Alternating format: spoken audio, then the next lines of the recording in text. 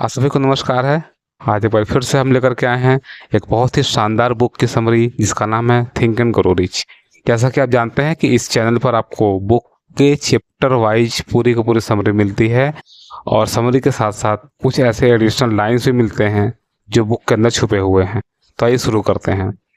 सबसे पहले चैप्टर की हम बात करें, इसका नाम है विचार ही वस्तु है। विचार ही वस्तु है का मतलब क्या? वस्तु का मतलब क्या? वस्तु मतलब वो चीज़ जो फिक्स हो। जैसे कि मान लीजिए कोई भी सामान, मान लेते हैं बुक, पेन, कॉपी, कोई भी चीज़, मोबाइल जो फिक्स है। आप कोई आपके मोबाइल के बारे में पूछे कौन सी कंपनी का मोबाइल है, आप बता दोगे। स्मार्टफोन है, आप बता दोगे। आईफोन है या एंड्रॉयड है, आप बता दोगे, बिल्कुल फिक्स है। वैसे अगर हमारे विचार अगर फिक्स हों, जिसमें कोई इफ बट ना हो, कोई उसमें क्वेश्चन ना बने, बिल्कुल फिक्स, क्लियर और क्रिस्टल हों, तो ऐसे विचार मैनिफेस्ट होते ही होते हैं, जैसा कि नेपोलियन हिल का कहना है। और इस बुक में आगे हम पढ़ेंगे तो जानेंगे कि थॉमस एल्वा एडिसन का भी यही कहना है। तो आइए शुरू करते हैं कि इस बुक में थॉमस एल्वा एडिसन की छोटी स्टोरी हमें क्या बताती है।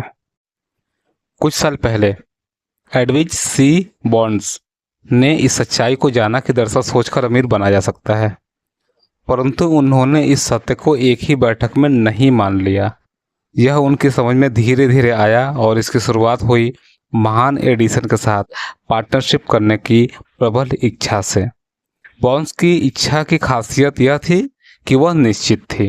जैसा कि चैप्टर का नाम ही है कि विचार ही वस्तु है, वैसे ही जब बॉन्ड के विचार में आया कि हमें थॉमस एल्वा एडिसन के साथ बिजनेस पार्टनरशिप करना है, तो यह विचार उनके मन में बहुत ही क्लियर और क्रिस्टल था। जब उनके मन में यह विचार आया तब वो एडिसन को नहीं जानते थे, एडिसन भी उनको नहीं जानते थे, और यहाँ तक कि एडिसन का जो प्रयोगशाला है ऑरेंज न्यू जर्सी में, वहाँ तक इन्हें कैसे पहुँचना है वो भी नहीं पता था, और वहाँ तक पहुँचने का किराया भी इनके पास नहीं था। बस इन्होंने सोच लिया। ये सिचुएशन ऐसी है जैसा कि हम लोग बहुत सारे बिजनेसमैन को, बहुत सारे सक्सेसफुल लोगों को, आर्टिस्ट को, सेलिब्रिटी को जानते हैं, लेकिन कभी बातचीत नहीं हुई और हमारे मन में विचार आया कि हम किसी बहुत महान व्यक्ति के बारे में कि हम उनके साथ बिजनेस पार्टनरशिप करना चाहते हैं। ऐसा ही कुछ यहाँ पे सिचुएशन बताया जा रहा है।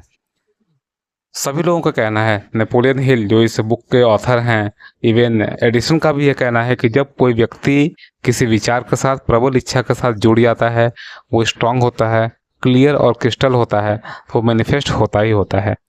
बहुत सारे प्रयासों के बाद, सप्ताहों के बाद, महीने बीतने के बाद यह व्यक्ति एक बार न्यू जर्सी एडिसन के प्रयोगशाला में पहुंच गया।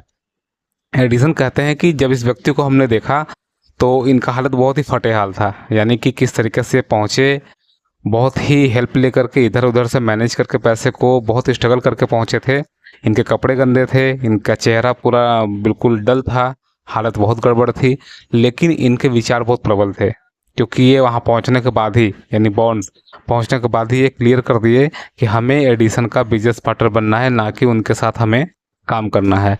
और इनका जो चेहरे पर जो चमक थी और जो कॉन्फिडेंस था, उसको देख करके एडिसन उनको एक परमिशन देते हैं अपने साथ काम करने के लिए, साथ ही साथ उन्हें एक बिजनेस पार्टनर भी बनाते हैं और बाद में कहते हैं कि हमें अपने लिए गए डिसीजन पर कोई भी पछतावा नहीं है।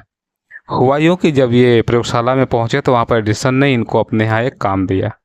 एक छोटी सी नौकरी बहुत ही कम सैलरी पर मिली और एक कंटिन्यूस सैलरी में काम करना शुरू किया। बट इनके साथ बेहतरीन चीज़ ये हुआ कि इनके विचार और स्ट्रांग होते चले गए। और मनोवैज्ञानिक भी यही कहते हैं कि जब भी कोई चीज़, कोई विचार सचमुच तैयार हो, क्लियर हो, क्रिस्टल हो, तब वो मैनिफेस्ट होता ही होता है।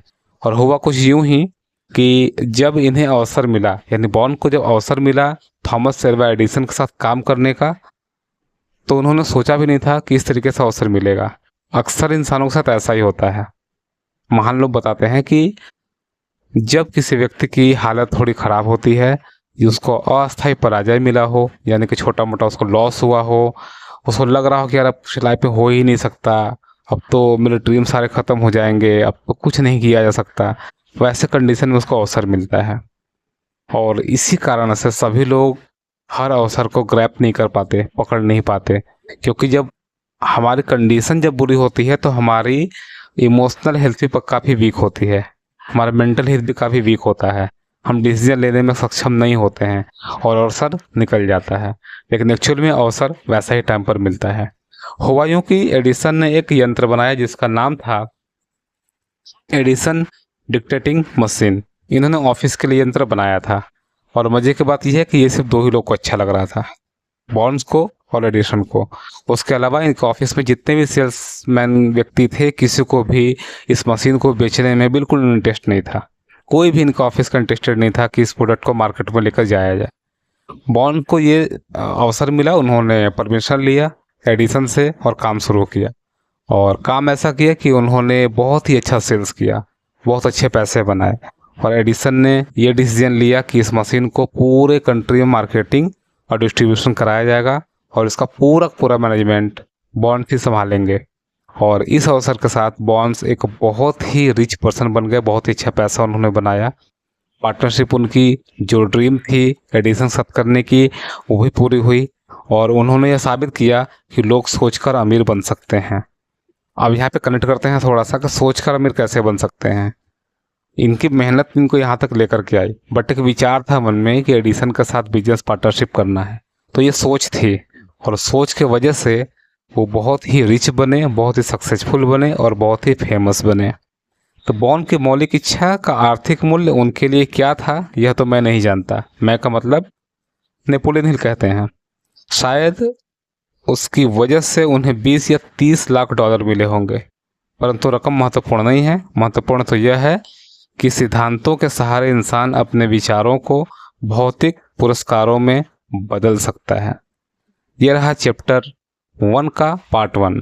हम लोग मिलेंगे अभी चैप्टर 1 के पार्ट 2 में, जैसा कि नाम है विचार ही वस्तु है, थॉट्स और थिंग्स।